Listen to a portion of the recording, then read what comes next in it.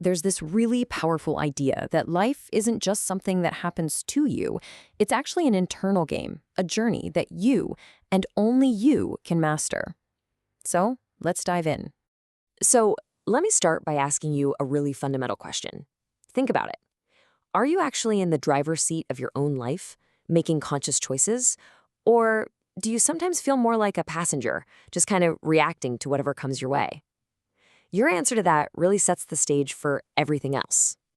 Okay, so here's the core idea. We're all living in two worlds at the exact same time. And understanding the difference between them, well, that's the very first step to taking back control. Because where you put your attention, that literally creates your reality. And this is where we get to that critical distinction. On one side, you've got the external world. Stuff like events, what other people do, the past. You can try to influence it, sure, but you can't really control it. But then you've got the internal world. And that is your kingdom. Your focus, the meaning you assign to things, your actions. That stuff is 100% within your control. So if your internal world is the only thing you truly control, then the very first lever you can pull is your focus. I mean, think about it. You don't experience all of life, right? No way. You only experience the parts that you pay attention to. And this all boils down to three crucial decisions you're making in any given moment. Number one, what am I going to focus on? Number two, what does this mean to me? And number three, what am I going to do about it? If you can master these three, you can pretty much master your life. I love this because it just nails the choice we always have, doesn't it? If you look for what's wrong, you will always find it. It's available 24/7. But you know what? So is what's right.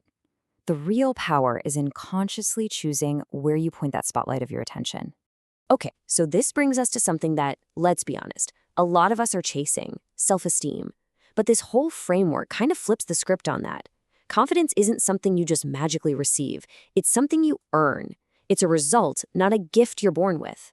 So the big question is, if you can't get it from other people's praise or just by thinking positive thoughts, how do you actually build that real, unshakable, genuine self-esteem?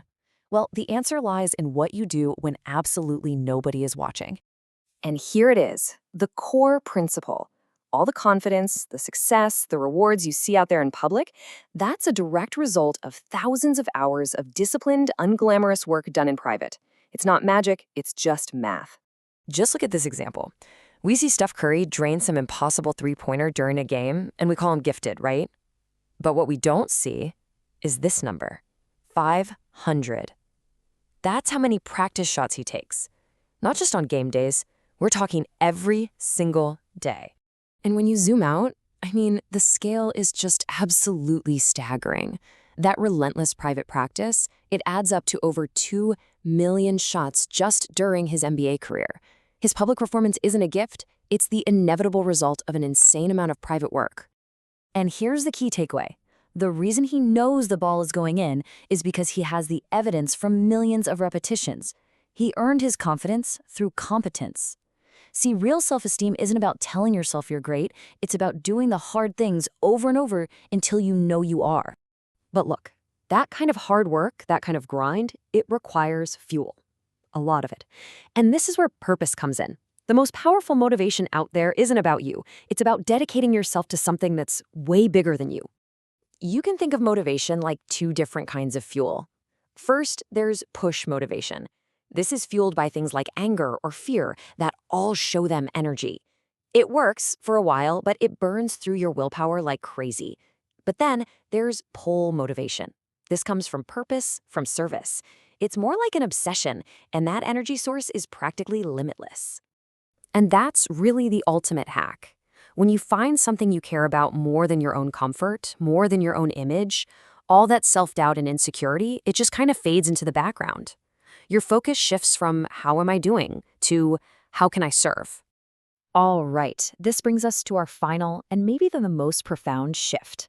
It's all about how we look at our past, especially the painful parts. This is really the final stage of the hero's journey, learning how to turn your wounds into wisdom. This is the reframe. The victim mindset says, life happens to me. It's a world filled with bad luck and blaming other people. But the hero's mindset, it says life happens for me. It works from the assumption that every challenge, every single setback, has a lesson or a gift hidden inside it, if we're just willing to look for it. So how does this transformation actually work? Well, it tends to happen in stages. First, there's the wound, the painful thing that happens.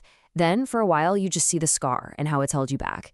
But eventually, you can start to see the strength it forced you to build. And finally, you reach wisdom. That's the ability to hold both truths at once, to say, wow, that was terrible, and I'm so grateful for the person it helped me become. And that's the whole arc of the hero's journey, right? It's not about avoiding the dragons, it's about facing them, learning from the battle, and coming out on the other side with a kind of wisdom you couldn't have gained any other way. You quite literally become the hero of your own story. So, as we wrap this up, the final question isn't really about you. It's about what you're here for. If your journey forges you into a hero, then who or what will that hero serve? Answering that is what fuels a truly meaningful life.